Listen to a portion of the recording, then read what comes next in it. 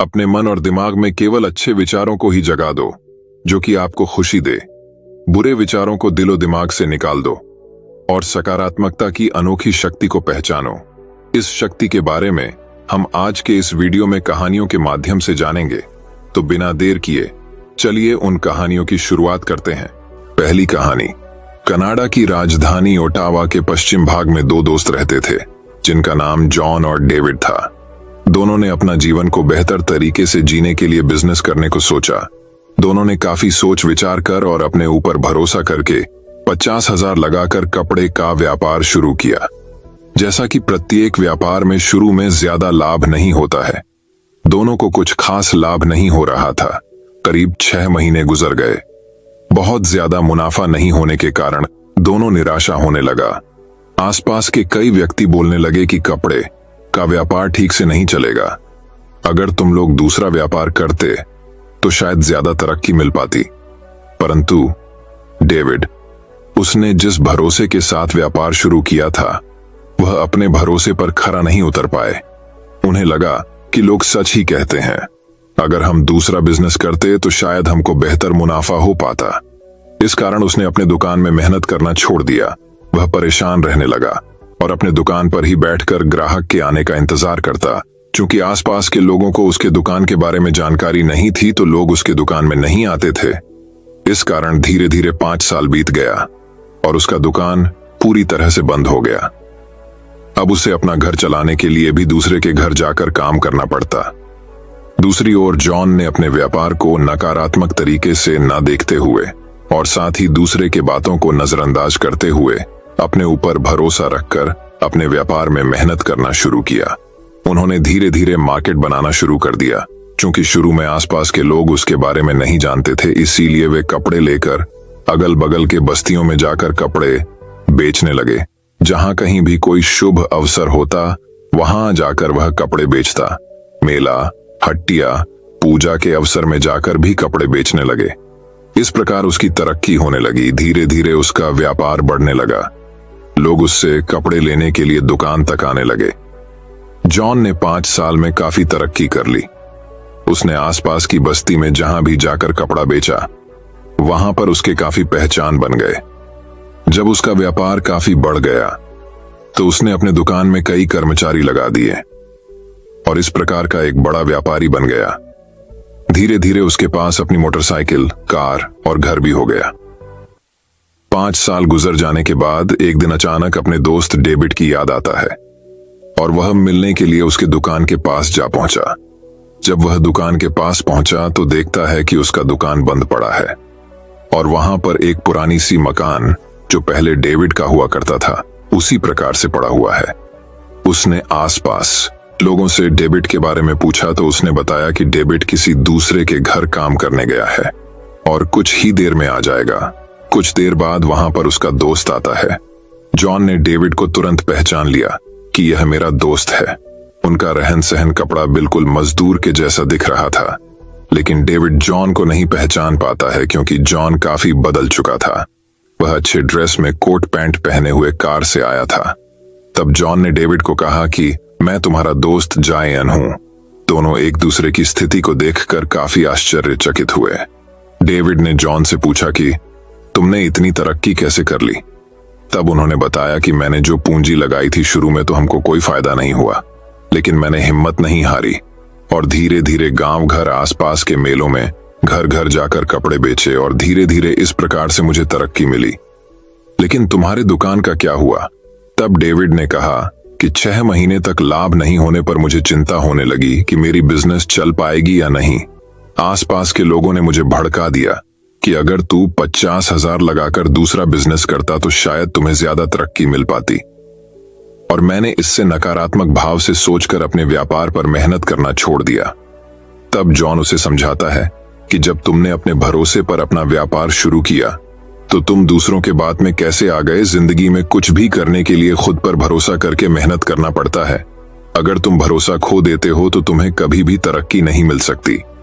David कहता है, मुझे उन लोगों की बातों पर ध्यान न देते हुए खुद पर भरोसा करना चाहिए था।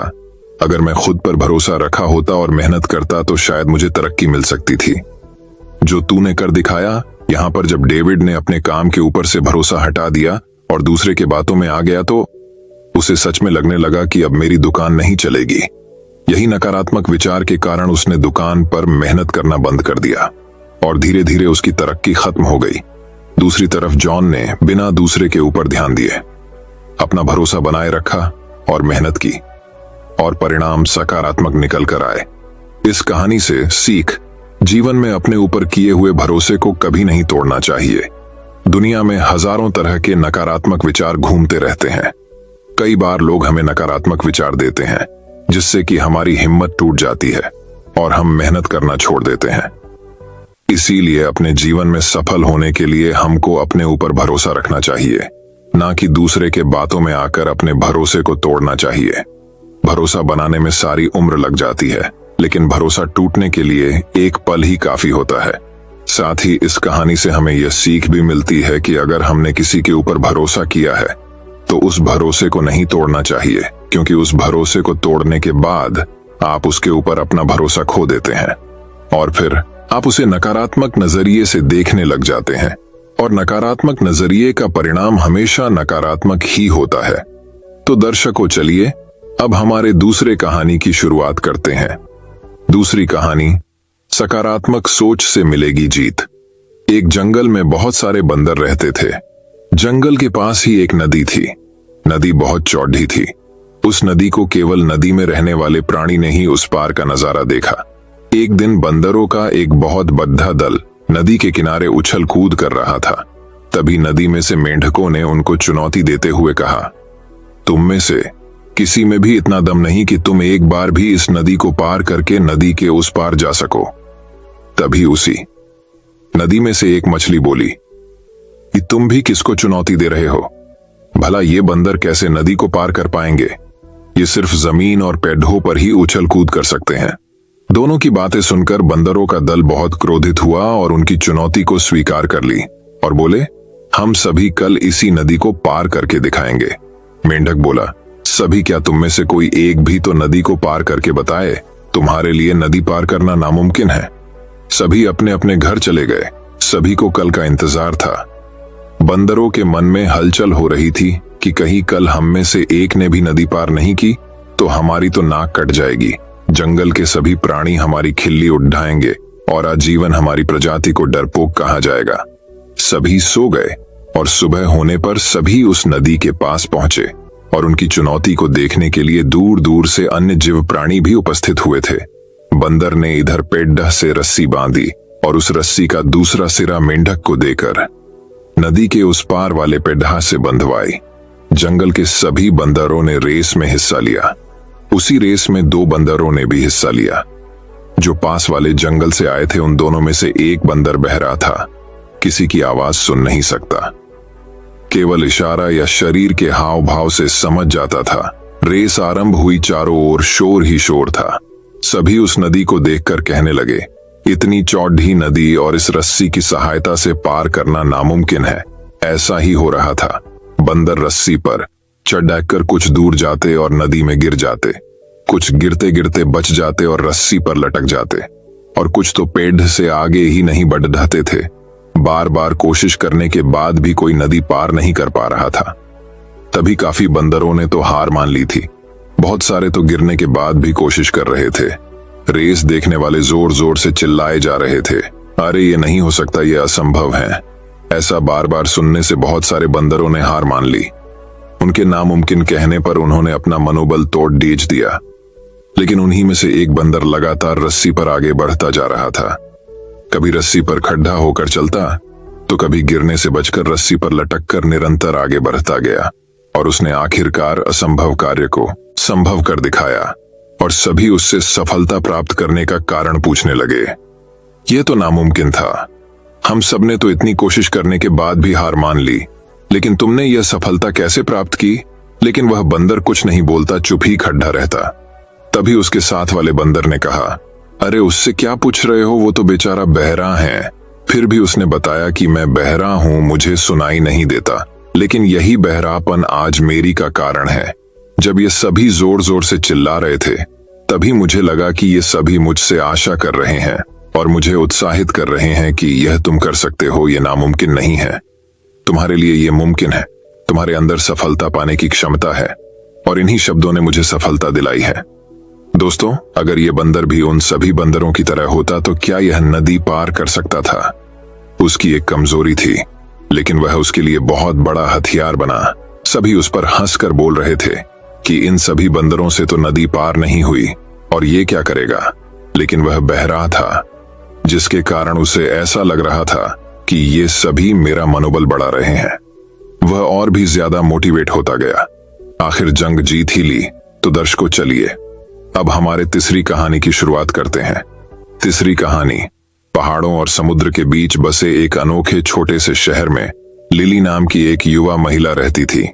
वह अपनी संक्रामक मुस्कान और अटूट सकारात्मकता के लिए दूर दूर तक जानी जाती थी।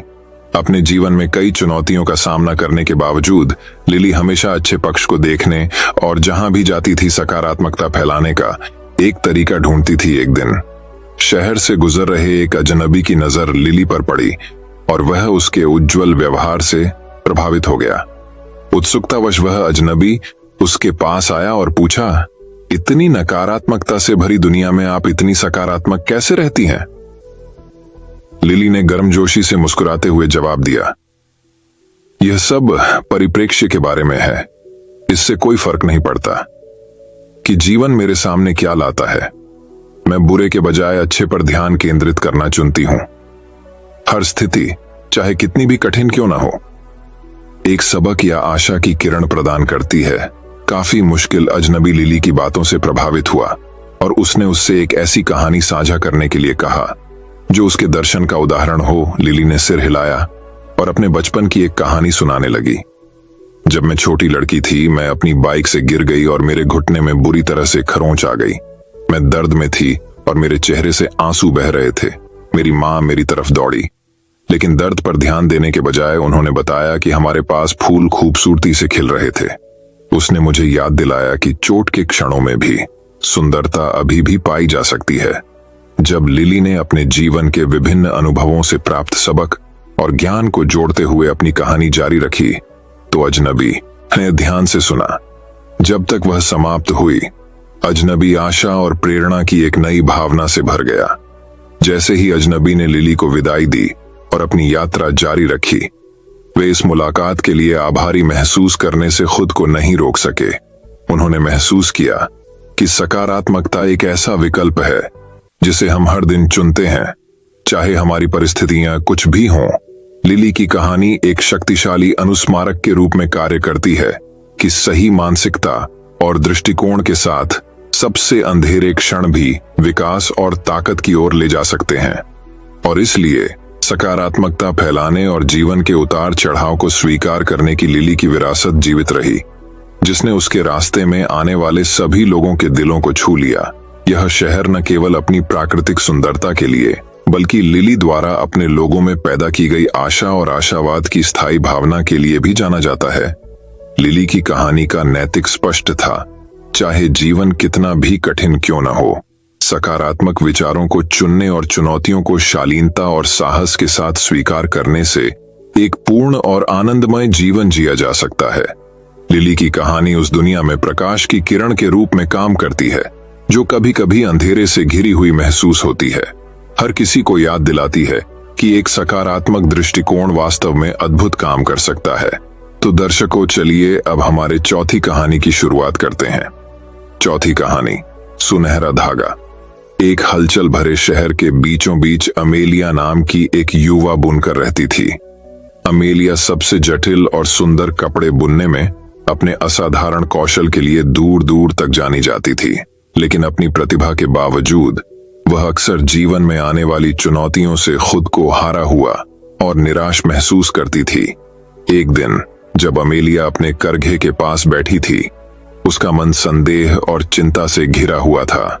एक बूढ़ा आदमी उसके दरवाजे पर दिखाई दिया। उसकी आंखें जान से चमक उठीं और उसकी आवाज फूलों की सुगंध लाने वाली हल्की हवा की तरह थी। और बूढ़े व्यक्ति ने अपना परिचय औरों एक बुद्धिमान गार्शी के रूप में दिया, जिसने सत्य और अर्थ की खोज में दुनिया की यात्रा की थी औरों अमेलिया के पास बैठ गया और उससे गर्मजोशी और दयालुता से भरी आवाज में बात की। उन्होंने उससे कहा कि जीवन एक टेपेस्ट्री की तरह है, जो प्रकाश और अंधेरे दोनों धागों, खुशी और दुहक से बुना हुआ है। उन्होंने समझाया कि खामोशी और संतुष्टि पाने की कुंजी सकारात्मक पहलुओं पर ध्यान केंद्रित करने में निहित है, चाहे परिस्थितियां कितनी भी कठिन क्यों न हो। अमेलिया ने ध्यान से सुना जब औरों ने उन लोगों की कहानियां साझा की जिन्होंने प्रतीत होता है कि दुर्गम चुनौतियों का सामना किया था, लेकिन अपने सकारात्मक विचारों और खुद पर अटूट विश्वास के माध्यम से ताकत और साहस पाया था। उन्होंने एक युवा लड़की के बारे में बात की जिसने अपनी दृष्टि खो दी थी, लेकिन अपनी कल्पना और रचनात्मकता की शक्ति से दुनिया को एक अलग तरीके से देखना सीख लिया था। जैसे जैसे दिन बीतते गए, ओरेन अक्सर अमेलिया से मिलने जाता था और उसके साथ अपना ज्ञान और मार्गदर्शन साझा करता था। उनकी मदद से अमेलिया ने दुनिया को नई आंखों से देखना शुरू किया। अपने रास्ते में आने वाली बाधाओं के बजाय उस सुंदरता और आश्चर्य पर ध्यान केंद्रित किया जो उसे घेरे हुए थी। उसने पाया कि जीवन के सबसे अनमोल क्षण भौतिक धन या प्रसिद्धि में नहीं, बल्कि हंसी, दोस्ती और प्यार की सरल खुशियों में पाए जाते हैं, औरों के मार्गदर्शन से। अमेलिया की बुनाई ने एक नया जीवन प्राप्त किया, जो रंगों और पैटर्न से भरी हुई थी, जो नृत्य करती हुई और रोशनी में झिलमिलाती हुई प्रतीत होती थी। दूर दूर से लोग उसके काम की प्रशंसा करने आए, हर टुकड़े में प्रदर्शित कौशल और कलात्मकता से आश्चर्यचकित हुए। एक दिन जब औरों शहर छोड़ने और अपनी यात्रा जारी रखने की तैयारी कर रहा था, उसने अमेलिया को एक छोटा सा सुनहरा धागा दिया जो सूरज की रोशनी में चमक रहा था। उन्होंने उससे कहा कि यह धागा सकारात्मक विचारों की शक्ति और उसके दिल के भीतर मौजूद ताकत की याद दिलाता है। अमेलिया ने अपने हाथ में सुनहरा धागा पकड़ रखा था। उसकी गर्माहट और ऊर्जा को महसूस करते हुए उसके अंदर उद्देश्य और खुशी की भावना भर गई। वह जानती थी कि चाहे सामने कितनी भी चुनौतियां क्यों न हो, वह हमेशा सकारात्मकता के सुनहरे धागे को पकड़ कर रखेगी और उसे अर्थ और पूर्णता से भरे जीवन की ओर ले जाने देगी। और इसलिए अमेलिया ने अपनी टेपेस्ट्री बुनना जारी रखा।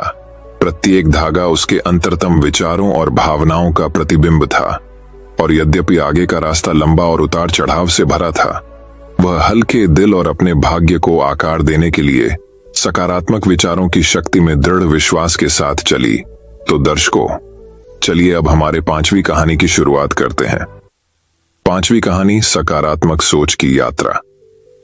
एक हलचल भरे शहर के बीचों बीच एलेक्स नाम का एक युवक रहता था, जिसकी नौकरी छूट गई थी और वह जीवन में खोया हुआ महसूस कर रहा था। उन्होंने अपने दिन निराशा में, नकारात्मक विचारों और आत्मसंदेह में डूबे हुए बिताए। एक दिन जब वह पार्क से गुजर रहा था, उसकी नजर एक पुरानी किताबों की दुकान पर पड़ी जो उसे पुकारती हुई लग रही थी। उत्सुकतावश वह दुकान में दाखिल हुआ और एक बुजुर्ग व्यक्ति ने दयालु आंखों से उसका स्वागत किया। बूढ़े व्यक्ति ने अपना परिचय किताबों की दुकान के मालिक मिस्टर विल्सन के रूप में दिया। एलेक्स की परेशान मनस्थिति को भांपते हुए श्री विल्सन ने उसे एक कप चाय और चिमनी के पास बैठने की पेशकश की।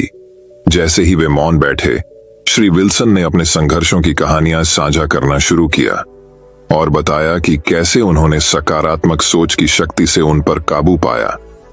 श्री विल्सन ने एलेक्स को अपने दिमाग को सकारात्मक विचारों से भरने और खुद को ऐसे लोगों के साथ घेरने के महत्व के बारे में बताया जिन्होंने उसका उत्थान किया।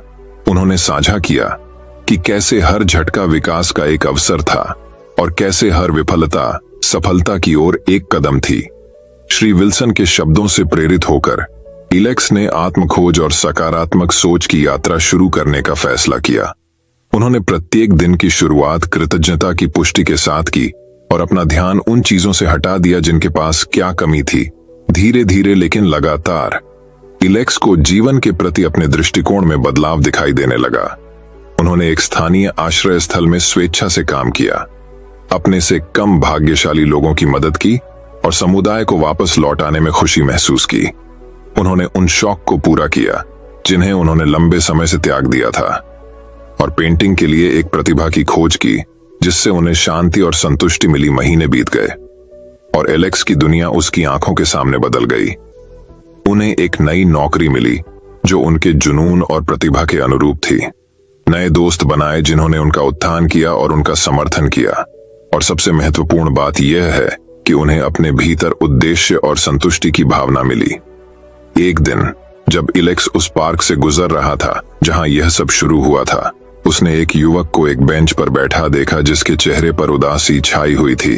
अपनी यात्रा को याद करते हुए एलेक्स ने उस युवक से संपर्क किया और सकारात्मक सोच के माध्यम से विपरीत परिस्थितियों पर काबू पाने की अपनी कहानी साझा की। एलेक्स की बातें सुनते ही उस युवक की आंखें आशा से चमक उठीं और उस पल में एलेक्स को सकारात्मक सोच की सच्ची शक्ति का एहसास हुआ। न केवल अपने जीवन को बदलने की क्षमता, बल्कि दूसरों को प्रेरित करने और उनका उत्थान करने की क्षमता। जैसे ही सूरज पेड़ों के पीछे डूब गया, एलेक्स और वह युवक चुपचाप बैठ गए, कहानियां और सपने साझा करते हुए, इस विश्वास से एकजुट हुए कि जीवन चाहे कितना भी अंधकारमय क्यों न लगे, एक सकारात्मक विचार आगे के रास्ते को रोशन करने की शक्ति रखता है। और इसलिए सकारात्मक सोच की यात्रा जारी रही। आशा और प्रेरणा की लहर दूर दूर तक फैली, जिसने दिल और दिमाग को हद से ज्यादा छू लिया। और अंत में एलेक्स को पता चला कि जीवन की सबसे बड़ी उपलब्धि मंजिल में नहीं, बल्कि सकारात्मक विचारों और अनंत संभावनाओं से भरी यात्रा में है। तो दर्शकों, चलिए अब हमारे छठी कहानी की शुरुआत करते हैं। छठी कहानी एक बार की बात है। एक बहुत ही दयावान आदमी था। वह हर रोज सुबह घर से काम के लिए निकलते हुए कुछ लोगों की मदद करता था। जैसे सबसे पहले वह एक घर की बालकनी से गिरते हुए पानी को व्यर्थ होने से बचाने के लिए वहां एक छोटे से पौधे वाला गमला रख देता है, जिससे पानी उस पौधे पर गिरे। इसके बाद वह थोड़ा और आगे जाता है। वहां एक आदमी का ठेला एक गड्ढे में फंस जाता है। उसकी मदद के लिए कोई आगे नहीं आता। तब वह आदमी उसकी मदद करता है। इसके बाद थोड़ा और आगे चलने पर एक बहुत ही गरीब लड़की जो पढ़ना चाहती है वहां फुटपाथ बैठकर भीख मांगती है ताकि कुछ पैसे इकट्ठे हो सकें और वह पढ़ाई कर सके। वह आदमी उसे रोज कुछ पैसे देता है। एक दिन उस दूसरे आदमी ने उस आदमी से पूछा कि भाई साहब, आप रोज इन लोगों की मदद करते हैं, लेकिन इससे क्या फर्क पड़ेगा? इससे केवल समय की बर्बादी होगी। तब वह आदमी उस दूसरे आदमी से कहता है कि इससे मुझ कोई फर्क नहीं पड़ता, इससे आपको भी कोई फर्क नहीं पड़ेगा और इससे इस दुनिया में भी किसी को कोई फर्क नहीं पड़ेगा। किंतु जो मैं करता हूं वह मेरा फर्ज है। मैं सिर्फ अपना फर्ज निभा रहा हूं और फर्ज निभाने में समय की बर्बादी नहीं होती। ऐसा कहकर वह वहां से चला जाता है। ऐसा करते करते कुछ दिन बीत जाते हैं। फिर एक दिन वह देखता है कि वह बालकनी के नीचे रखा हुआ पौधा बड़ा हो गया है। फिर थोड़ा आगे जाकर वह हर रोज की तरह उस ठेले वाले आदमी की मदद के लिए जाता है, तो देखता है कुछ और लोग उसकी मदद कर रहे हैं। फिर थोड़ा और आगे उस लड़की को पैसे देने के लिए जाता है, तो देखता है कि वह लड़की वहां नहीं है। वह उसका वहीं इंतजार करता है। थोड़ी देर बाद वह लड़की एक स्कूल की यूनिफॉर्म पहनकर उसके सामने आती है। ये सब देखकर वह बहुत खुश होता है, लेकिन वह दूसरा आदमी भी यह सब देख रहा होता है और ये सब देखकर उसे समझ आता है कि एक आदमी ने कोशिश की तो किसी का कितना भला हो गया। इसी तरह यदि और लोग भी ऐसा करने लगें तो इस देश की पूरी सूरत ही बदल सकती है। शिक्षा, इस कहानी से यह प्रेरणा मिलती है कि हमें नकारात्मक सोच नहीं रखना चाहिए, हमेशा सकारात्मक सोचना चाहिए। व्यर्थ ही पैसे खर्च करने से अच्छा है कि किसी जरूरतमंद की मदद करें, क्योंकि इससे आपको खुशी मिलेगी और किसी को नया जीवन मिल जाएगा। किसी जरूरतमंद की मदद करना समय और पैसे भी बर्बादी नहीं, बल्कि अपना फर्ज समझना चाहिए। यह कभी नहीं सोचना चाहिए कि एक अकेले आदमी की कोशिश से क्या होगा। दोस्तों, यदि एक आदमी भी कोशिश करे तो बहुत कुछ हो सकता है, इसलिए हमेशा कोशिश करते रहना चाहिए। तो दर्शकों, चलिए अब हमारे 7वीं कहानी की शुरुआत करते हैं। 7वीं कहानी पहाड़ियों और हरे भरे जंगलों के बीच बसे एक अनोखे छोटे से गांव में काई नाम का एक युवा लड़का रहता था। काई हमेशा जीवन के प्रति अपने सकारात्मक दृष्टिकोण के लिए जाने जाते थे, चाहे उनके सामने कितनी भी चुनौतियां क्यों न आई हों। उनकी मुस्कान संक्रामक थी और उनके शब्द आशा और प्रोत्साहन से भरे हुए थे। एक दिन गांव में एक भयानक तूफान आया जिसने उनकी फसलें तबाह कर दी और घर भी नष्ट कर दिए। ग्रामीण निराश थे, प्रकृति की शक्तियों से पराजित महसूस कर रहे थे, लेकिन काई अपनी सकारात्मकता पर कायम रहे। उन्होंने ग्रामीणों को इकट्ठा किया और अटूट आशावाद के साथ बात की। प्यारे दोस्तों, उसने कहना शुरू किया। उसकी आवाज स्पष्ट और मजबूत थी। मैं जानता हूं कि अभी समय कठिन है, लेकिन हमें उम्मीद नहीं खोनी चाहिए। हर चुनौती के साथ विकास और लचीलेपन का अवसर आता है। आइए हम एक साथ आएं, एक दूसरे का समर्थन करें और अपने गांव को पहले से कहीं अधिक मजबूत बनाएं। काई के शब्दों से प्रेरित होकर ग्रामीणों ने तबाही से उबरने के लिए हाथ से काम करना शुरू कर दिया। उन्होंने नई फसलें लगाईं, अपने घरों की मरम्मत की और एक दूसरे के साथ अपने संबंधों को मजबूत किया। काई ने अथक परिश्रम किया, उदाहरण के तौर पर नेतृत्व किया और जहां भी गए वहां सकारात्मकता फैलाई। कई महीने बीत गए और गांव एक बार फिर से समृद्ध होने लगा। जो खेत पहले बंजर थे, वे अब भरपूर फसल से भर गए हैं और घर ऊंचे और मजबूत खड़े हैं। ग्रामीणों ने तूफान को एक महत्वपूर्ण मोड़ के रूप में देखा, एक ऐसा क्षण जब वे एक साथ आए थे और पहले से कहीं अधिक मजबूत होकर उभरे थे। जैसे ही काई एक खिले हुए चेरी ब्लॉसम पेड़ के नीचे बैठकर पिछले महीनों को याद कर रहा था, एक बुजुर्ग व्यक्ति उसके पास आया। युवा काई, आदमी ने कहा। उसकी आंखें कृतज्ञता से भर गईं। आपके सकारात्मक विचारों और अटूट आशावाद ने हमें सबसे कठिन समय में मार्गदर्शन किया है। आपने हमें दिखाया है कि जीवन कितना भी कठिन क्यों ना हो, सही दृष्टिकोण के साथ हम किसी भी चुनौती को पार कर सकते हैं। काई ने उस आदमी को देखकर गर्मजोशी से मुस्कुराया। उसका दिल खुशी से भर गया। तब उन्हें एहसास हुआ कि सकारात्मकता सिर्फ एक मानसिकता नहीं, बल्कि जीवन जीने का एक तरीका है। हर स्थिति में अच्छाई देखने का चुनाव करके उन्होंने न केवल खुद का उत्थान किया, बल्कि अपने आसपास के लोगों को भी ऐसा करने के लिए प्रेरित किया। और इस प्रकार काई गांव दूर दूर तक एक ऐसे स्थान के रूप में जाना जाने लगा जहां सकारात्मकता सर्वोच्च थी। दूर दूर से लोग काई के ज्ञान की तलाश में आते थे, उनकी अटूट आशावाद का रहस्य जानने की उम्मीद में। कहानी का सार यह है कि सकारात्मक विचार सबसे अंधकारमय समय को भी बदलने की शक्ति रखते हैं। आशापूर्ण हृदय और दृढ़ भावना के साथ हम अपने रास्ते में आने वाली किसी भी बाधा पर विजय पा सकते हैं और अंत में मजबूत और समझदार बनकर उभर सकते हैं। तो दर्शकों, चलिए अब हमारे 8वीं कहानी की शुरुआत करते हैं। 8वीं कहानी, भीतर का प्रकाश। एक हलचल भरे शहर के मध्य में ओलिवर नाम का एक व्यक्ति रहता था, जो साधारण जीवन जीता था। अनगिनत चुनौतियों और असफलताओं का सामना करने के बावजूद ओलिवर हमेशा सकारात्मक रहे और उनके चेहरे पर एक उज्जवल मुस्कान रही। एक दिन जब ओलिवर पार्क में घूम रहा था, उसने बच्चों के एक समूह को पतंगों से खेलते हुए देखा। उनकी हंसी हवा में गूंज उठी, जिससे ओलिवर का दिल खुशी से भर गया। वह पास की एक बेंच पर बैठ गया और आकाश में रंग बिरंगी पतंगों का नृत्य देखने लगा। एक छोटी लड़की ओलिवर के पास आई और पूछा, आप हर समय इतने खुश क्यों दिखते हैं? ओलिवर ने मुस्कुराते हुए जवाब दिया, क्योंकि मैं जीवन में सकारात्मक चीजों पर ध्यान केंद्रित करना चुनता हूं। तूफान कितना भी गहरा क्यों ना हो, प्रकाश की एक किरण हमेशा चमकने का इंतजार करती है। छोटी लड़की हैरान दिखी और उसने पूछा, लेकिन जब सब कुछ गलत हो रहा हो तो आप सकारात्मक कैसे रहते हैं? ओलिवर ने हंसते हुए कहा, मैं तुम्हें एक कहानी सुनाता हूं। एक बार एक छोटे से गांव में सैमुअल नाम का एक बूढ़ा आदमी रहता था। वह अपनी बुद्धिमत्ता और सकारात्मकता के लिए जाने जाते थे। एक दिन गांव भयानक सूखे की चपेट में आ गया और फसलें सूख गईं। सैमुअल को छोड़कर ग्रामीण निराशा से भर गए। उन्होंने सभी को इकट्ठा किया और कहा, आइए जमीन में गहराई से खुदाई करें, क्योंकि सूखी सतह के नीचे पानी हमारी भूमि को पोषण देने के लिए इंतजार कर रहा है। ग्रामीणों ने सैमुअल की सलाह का पालन किया और जमीन में गहराई तक खुदाई की। उन्हें आश्चर्य हुआ जब उन्हें एक छिपा हुआ झरना मिला, जिसने जमीन की प्यास बुझाई और गांव में जीवन वापस ला दिया। फसलें एक बार फिर लहलहा उठीं और गांव वालों ने खुशी मनाई। ओलिवर रुका और उस छोटी लड़की की ओर देखा जो कहानी से मंत्रमुग्ध थी।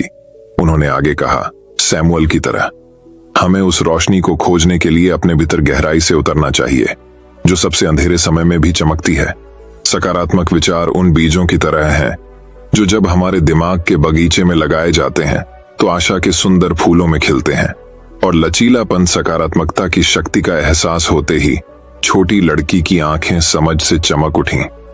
उसने ओलिवर को उसकी बुद्धिमत्ता के लिए धन्यवाद दिया और पतंग उड़ाने में अपने दोस्तों के साथ शामिल होने के लिए वापस भागी।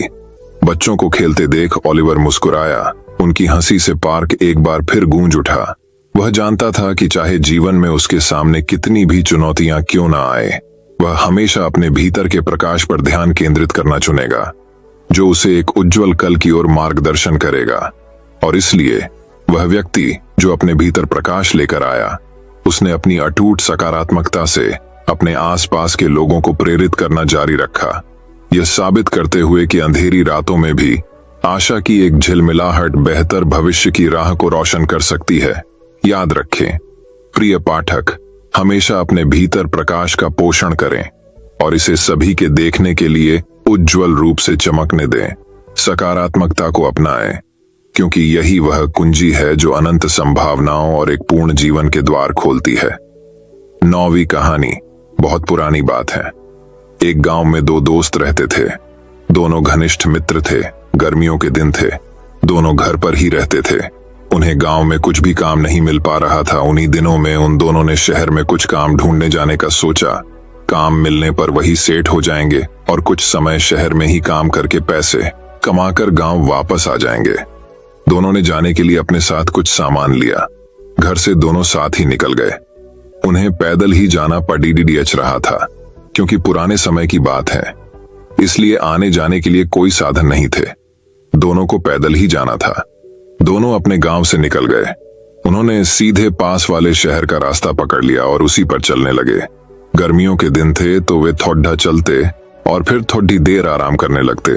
ज्यादा गर्मी लगने पर रुक जाते और थोड़ी गर्मी कम होते ही फिर चलने लगते थे। वे खाने पीने का जो सामान ले गए थे वो रास्ते में ही खत्म हो गया था। वे दोनों शहर और गांव के ठीक बीच में ही थे। दोनों के गर्मी के कारण सिर दर्द भी होने लगा था। पानी की प्यास लगने पर दूर दूर तक पानी भी नहीं मिला। दोनों एक जगह पर बैठकर सोचने लगे।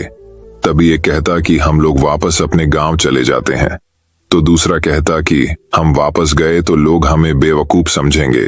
हम दोनों तरफ से बीच में खड़े हैं। शहर गए तो काम मिलेगा और अगर गांव गए तो वही धक्के मिलेंगे। शहर जाना ही ठीक रहेगा।